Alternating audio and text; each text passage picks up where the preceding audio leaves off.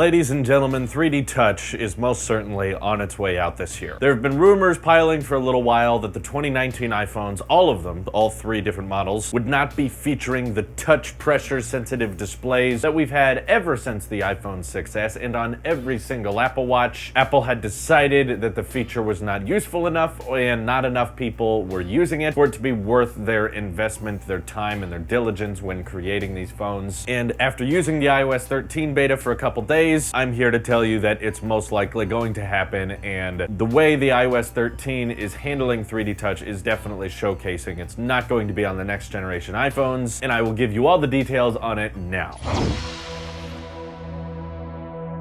So first off, one of the most flagship advertised features of 3D Touch is the home screen shortcuts. So before, as you guys know, you were able to press hard on an app on the home screen and it would make this little pop-up menu if you pressed hard on it. Now, the key difference between 3D Touch and haptic touch, which is basically a fancy terminology for press and hold, which was that on the home screen, pressing and holding would allow your apps to be either deleted or rearranged. Now, they've changed that with iOS 13 so that pressing and holding on an app on the home screen will simply bring up that pop-up menu that used to require 3D Touch, and then if you want to delete or rearrange your home screen, you just have to keep on holding, which I suppose is not the worst case compromise if you absolutely have to get rid of 3D Touch, which by the way, I'm not a favor of. I'm okay with 3D Touch being removed on the cheaper iPhones, but I wish they would keep it around for the OLED models. I'm not super pumped about them removing it, though I completely can see from a business standpoint why they're doing it. I know for sure that a ton of people out there who are just everyday consumers have no idea what 3D Touch is. They never utilize it. They don't know it's even there. Us techies may utilize it a ton, but regardless, I know a lot of people don't. And a lot of us don't really need to rearrange our home screen or delete apps constantly. That's not something you need to do really quickly. So replacing it with simply pressing and holding a little bit longer, I guess is not terribly inconvenient. Plus, to the people who wanted those shortcut pop-up menus that before used to require 3D Touch, now you have those on the iPad, which before were not there. Plus, you will also have them on the iPhone XR once it gets iOS 13 later this year, but it extends further than that as well. Peek and pop is a feature that I haven't found myself using a ton, but I know a lot of people out there who do. It's the feature that essentially would allow you to peek into mail or peek into a message and then press harder, which explains the 3D touch. Obviously, one dimension is just tapping the display, 2 dimensions is pressing hard on the display, and the beauty of 3D touch was it was able to understand the difference between pressing hard and pressing extra hard so that it would open that message or open that mail, and now that's been removed with iOS 13. So now on the XS Max, you can still peek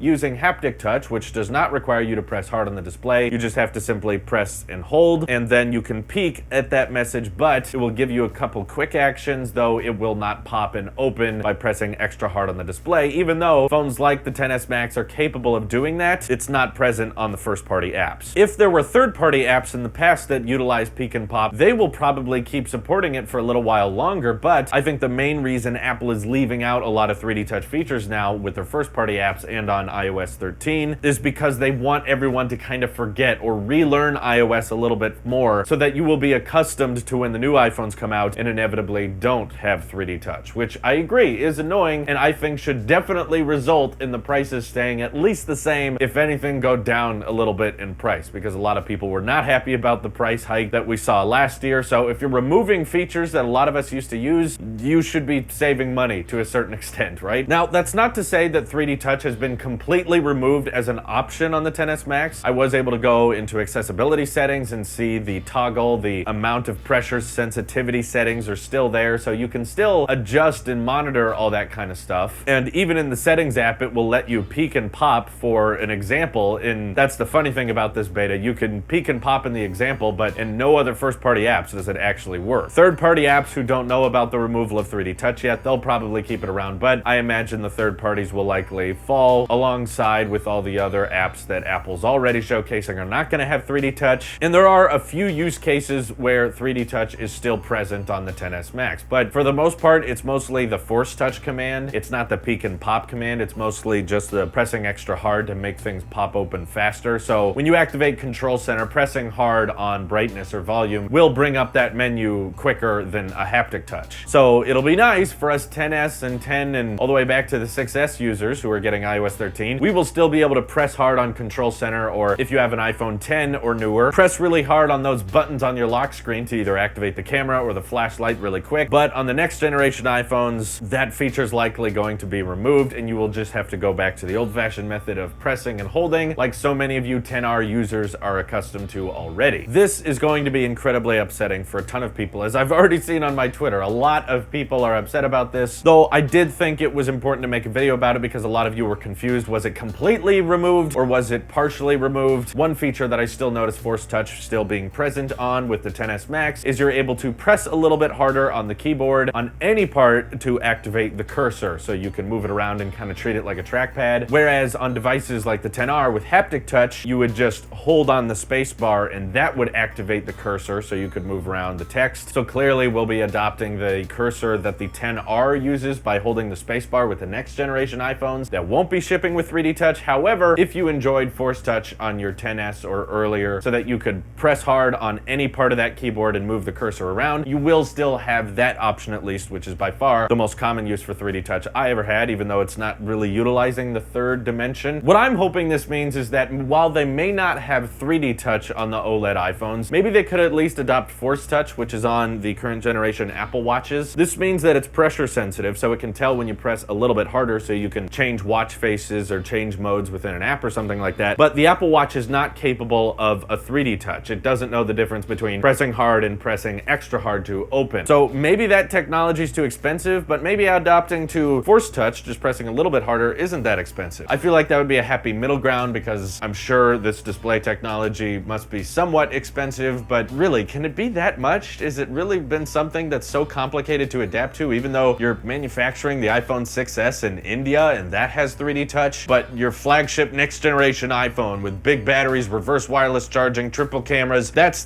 just too much for 3D Touch? I don't get it. It's not a happy move in my opinion for Apple in any way, but there's also a ton of you watching this that go, I don't use 3D Touch, why do I care? And I completely understand that as well. It is not a feature that Apple makes incredibly well known. A ton of people would see it once and then never try to use it again. So of all the features Apple could remove with the next iPhone, this one I'm probably not going to be that upset about. Left 3D Touch off on my phone for many, many months in the past. But either way, I want to know what your guys' thoughts on this are. That 3D Touch is most certainly being scaled back, trying to get people used to it not being there and trying to show them other methods of shortcuts and interactions and peeking into apps and stuff like that. Are you happy about this change? Are you upset about this change? Let me know what you're thinking by following me over on Twitter or joining our Discord. This is your Apple Sheep here, and I will see you in the next one.